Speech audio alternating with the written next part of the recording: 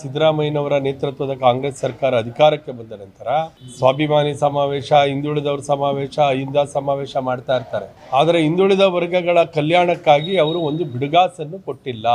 ಈ ಸರ್ಕಾರ ಅಧಿಕಾರಕ್ಕೆ ಬಂದ ನಂತರ, ಅದರಲ್ಲಿ ವಿಶೇಷ ಸಿದ್ದರಾಮಯ್ಯನವರು ಮುಖ್ಯಮಂತ್ರಿ ಆದ ನಂತರ ನಮ್ಮ ಇಂದಿನ ಬೊಮ್ಮಾಯಿಯವರ ಸರ್ಕಾರ ಬಿಡುಗಡೆ ಮಾಡಿದ ಅನುದಾನಗಳನ್ನು ಕೂಡ ಹಿಂದುಳಿದವರ ಕಲ್ಯಾಣ ಕಾರ್ಯಕ್ಕಾಗಿ ಅಷ್ಟು ಹಣವನ್ನು ಕೂಡ ಬಿಡುಗಡೆ ಮಾಡಲಿಲ್ಲ. ಇವತ್ತು ದೇವರಾಜ ಅರಸು ಅಭಿವೃದ್ಧಿ ನಿಗಮ, ವಿಶ್ವಕರ್ಮ ಅಭಿವೃದ್ಧಿ ನಿಗಮ, ಸವಿತಾ ಅಭಿವೃದ್ಧಿ ನಿಗಮ, ಮಡಿವಾಳ ಅಭಿವೃದ್ಧಿ ನಿಗಮ, ಉಪ್ಪಾರ ಅಭಿವೃದ್ಧಿ ನಿಗಮ, ಅಲೆಮಾರಿಗಳ ಅಭಿವೃದ್ಧಿ ನಿಗಮ, ಈ ರೀತಿಯಾಗಿ ಇರ್ತಕ್ಕಂಥ ವಿವಿಧ ಮರಾಠ ಅಭಿವೃದ್ಧಿ ನಿಗಮ, ಈ ನಿಗಮಗಳಿಗೆ ಒಂದೇ ₹1 ಅನುದಾನವನ್ನು ಕೂಡ ಬಿಡುಗಡೆ ಮಾಡದೆ ಈವರೆಗೂ ಇದನ್ನ ನಂಬಿ ಸ್ವಾವಲಂಬಿ ಬದುಕನ್ನ ಆಶ್ರಯಿಸ್ತಾ ಇದ್ರು. ಪ್ರತಿ ವರ್ಷ ಅರ್ಜಿಯನ್ನ ಹಿಂದುಳಿದ ವರ್ಗಗಳ ಸಮುದಾಯದವರು ಅರ್ಜಿ ಹಾಕ್ತಾ ಇದ್ರು. ಸ್ವಉದ್ಯೋಗ ಯೋಜನೆ, ಅರಿವು ಯೋಜನೆ, ಗಂಗಾ ಕಲ್ಯಾಣ ಯೋಜನೆ, ಇಷ್ಟೂ ಯೋಜನೆಗಳು ಕೂಡ ಇವತ್ತು ಸಂಪೂರ್ಣ ಸ್ಥಗಿತ ಆಗಿದೆ. ನೆಪ ಮಾತ್ರಕ್ಕೆ ಮಾತ್ರ ಅರ್ಜಿ ಕರೆದಿದ್ದಾರೆ, ಆದ್ರೆ ಯಾವ ಫಲಾನುಭವಿಗಳನ್ನು ಗುರುತಿಸಿಲ್ಲ. ಇವರ ದೃಷ್ಟಿ ಪಂಚಭಾಗ್ಯ ಯೋಜನೆ ಕಡೆ ಮಾತ್ರ ಇರೋದ್ರಿಂದ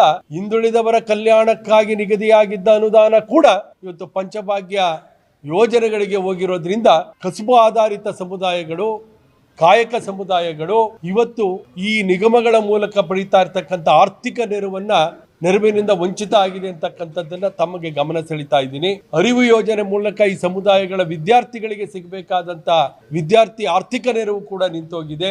ಸಣ್ಣ ಹಿಡುವಳಿದಾರರಿಗೆ ಸಿಗ್ತಾ ಇದ್ದಂತ ಗಂಗಾ ಕಲ್ಯಾಣ ಯೋಜನೆ ಕೂಡ ಸಂಪೂರ್ಣ ಸ್ಥಗಿತ ಆಗಿದೆ. ಅಹಿಂದ ಹೇಳಿದಂಥವರು ಹಿಂದುಳಿದ ವರ್ಗನಿಗೆ ವಂಚನೆ ಮಾಡಿ ಇವತ್ತು ಆಡಳಿತ ಮಾಡ್ತಾ ಇದ್ದಾರೆ.